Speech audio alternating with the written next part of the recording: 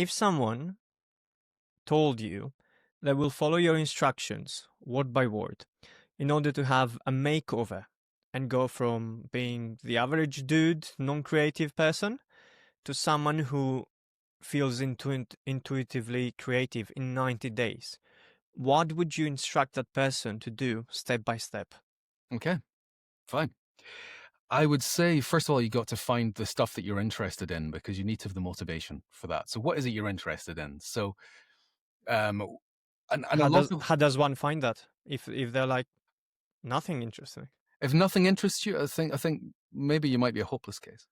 Um, you've got to have something that lights a fire in you, whether that's even like Mm, supporting your sports team, listening to music, right. watching ballet, being interested in inventions. If you haven't found that thing, go round a museum. And if you still haven't found anything that interests you from going round a museum, maybe at that point, just give up.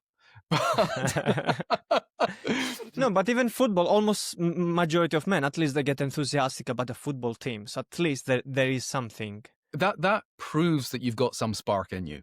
Mm, It's not necessarily the thing you should follow, but it proves that you've got something right. that can be a passion. So find what interests you, and it's finding what interests you and what is valuable. You know, there is that whole thing, and the third part is will it pay you? It So has to that's what they pay. call sort of finding your ikigai, I guess.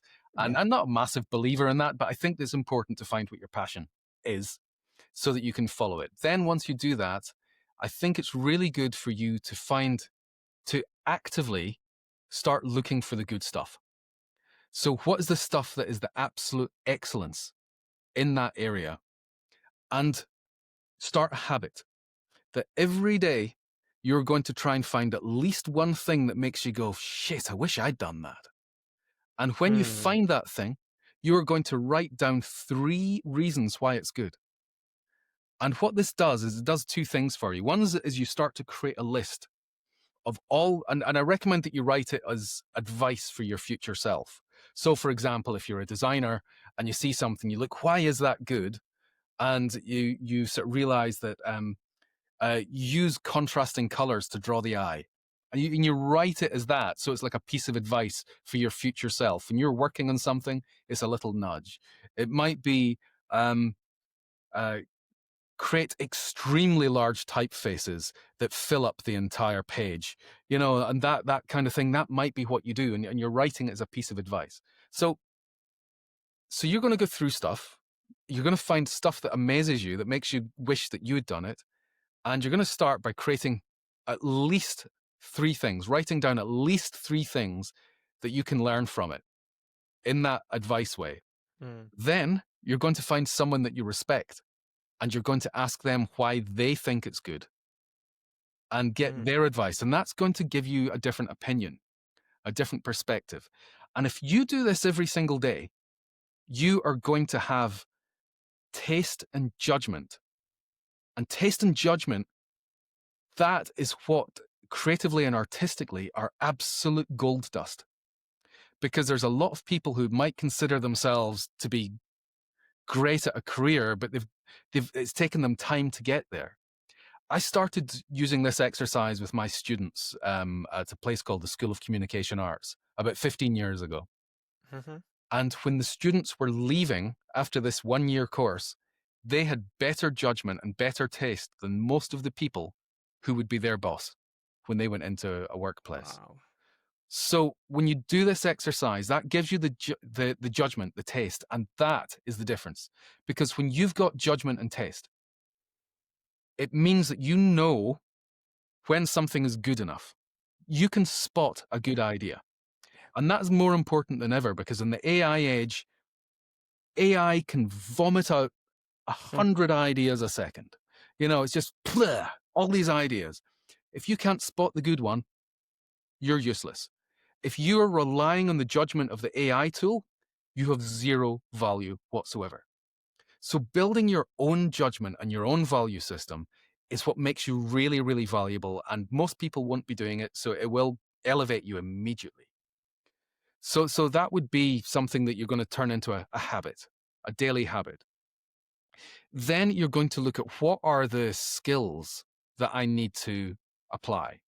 And when you are understanding the skills, because a lot of the skills are things that you need to learn, and they might be muscle memory, they might be processes, but whatever they are, the way they work is when you start to build up a skill, there's an area on the underside of the brain that's called the hippocampus.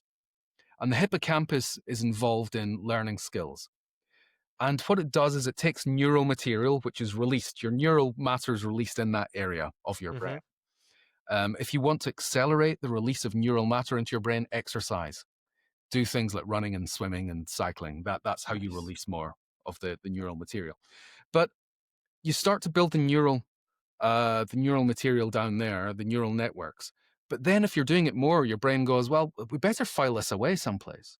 And you've got areas of your brain that are quite functional. On the right side, you've got your visual cortex. Left side, you got your language cortex. You've got like your motor stuff down the middle. You've got different areas. And it will find areas within that and start to build up the neural matter in a place that makes sense for the brain. And the neural matter doesn't mean that it's located in a little ball. Actually, it comes out like a web and starts to connect the right areas of your brain. And that's you, as you're learning it, you're starting to build that web. And then the third stage of this is vitally important, is you need to keep practicing that, doing it again and again and again, because then what you do, the more you practice it, you then start to myelinize these. Now that's like putting the plastic around the wiring. And what that does is it cements that as a structural part of Right. your brain, and it speeds it up. And it can turn it into something that's more like it's more like thinking you do without thinking. It's more like automated muscle memory. Mhm. So for example, when I'm just grabbing this here, I used to be a musician, and I don't need to think about what my hands are doing because I've got the muscle memory. I Yeah. know that if I'm playing a D, then automatically I'm here. So it's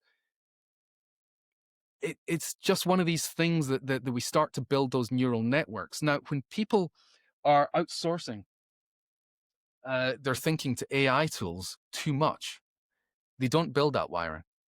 Right. This is what concerns me, so that people who are new to the industry, who are new to something, don't build that wiring. But if you are, there's one of the things that people will often think is they need to be motivated to start doing something, like learning a new Mm. skill.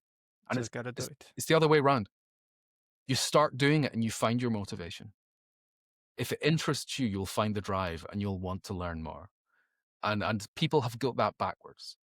So my 90-day plan is just find something that interests you, that you think you can get passionate about, something that's valuable, something maybe that you can get paid for if it's that kind of thing that you're after. Then start asking questions, find the good stuff, start asking questions, and start building up the skills. And then the third part of that I would say is start making the social connections, because you want to surround yourself with people who inspire you Yeah. and make you want to grow, and maybe people who can teach you and you can share information with. That is how you're going to find it, and you're going to be off and running if you do that. Beautiful. People, take notes, please. If you want to move ahead, take notes.